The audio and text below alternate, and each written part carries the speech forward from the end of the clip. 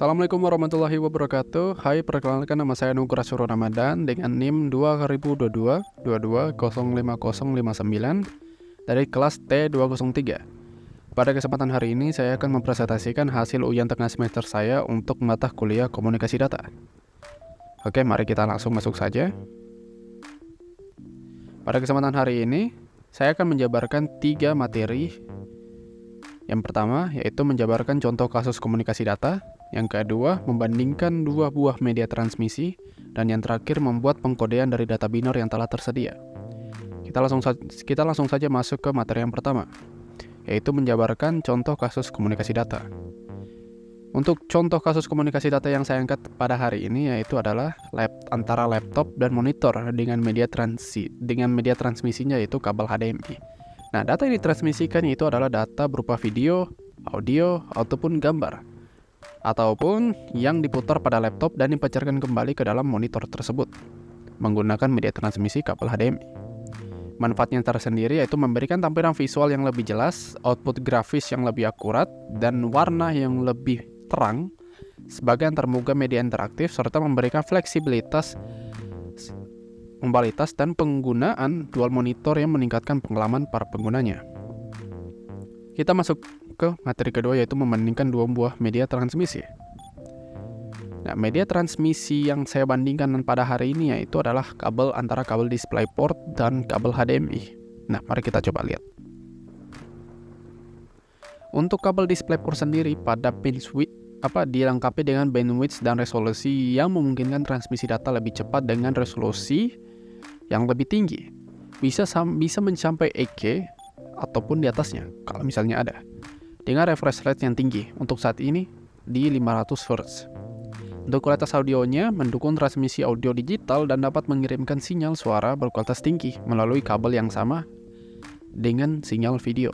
Ini tergantung lagi dari jenis monitor yang digunakan. Jika monitor tersebut mendukung adanya kualitas audio untuk dikeluarkan, maka kualitas audio dari transmisi yang ditampilkan nanti atau yang dikeluarkan nanti itu memiliki kualitas yang lumayan tinggi. Untuk fitur tambahannya seperti multi-stream transport dengan memungkinkan dual monitor yang bisa memaksimalkan fitur dari monitor tersebut, mulai dari resolusinya, transmisi data yang lebih cepat, dan dukungan refresh rate yang tinggi. Untuk contoh kasus di sini saya mengambil contoh yang tadi yaitu penggunaan monitor dengan resolusi 4K dengan menggunakan kabel DisplayPort. Dalam tanda kurung di sini menggunakan CPU bukan laptop. Dengan memaksimalkan warna yang dikeluarkan, lalu CPU akan membaca input yang masuk sebagai main monitor dan bukan alat untuk memantulkan gambar saja. Oke, kita masuk ke kabel HDMI. Untuk bandwidth dan resolusinya itu mendukung resolusi yang tinggi, tetapi bandwidthnya biasanya lebih rendah daripada DisplayPort.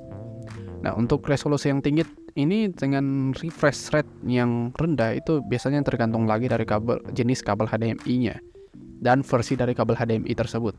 Untuk kualitas audionya mendukung transmisi audio digital dan memiliki dukungan yang luas untuk format audio seperti Dolby True HD, Dolby Atmos, atau Dolby DTS HD. Nah, untuk data yang ditransmisikan sendiri hampir sama dengan kabel DisplayPort, yaitu berupa video, gambar, atau sebuah gambar yang dipantulkan dari laptop atau CPU. Namun di sini fitur tambahan itu mendukung fitur Consumer Electric Control atau CEC yang memungkinkan kontrol perangkat multimedia melalui satu remote control saja. Dalam tanda kurung di sini ini untuk penggunaan Smart TV.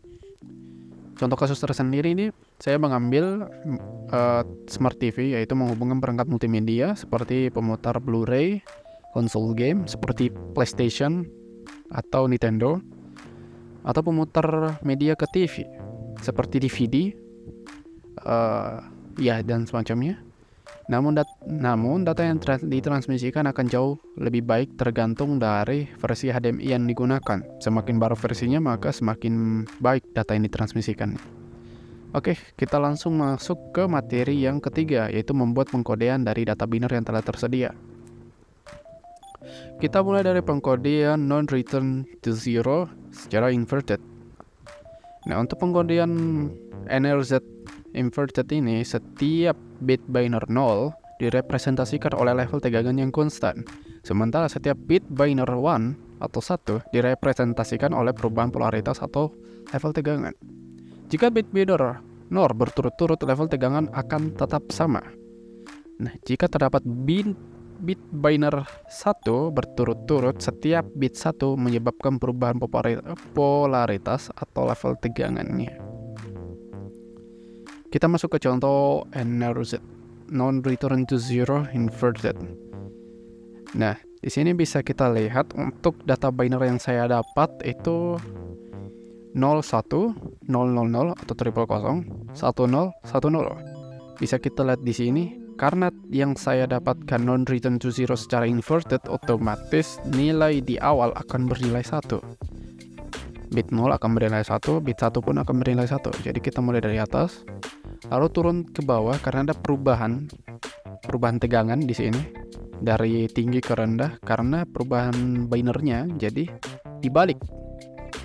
Bila kita masuk ke non-return to zero yang umum, yang biasanya itu nilai 0 di bawah, nilai 1 di atas, tapi di sini dibalik.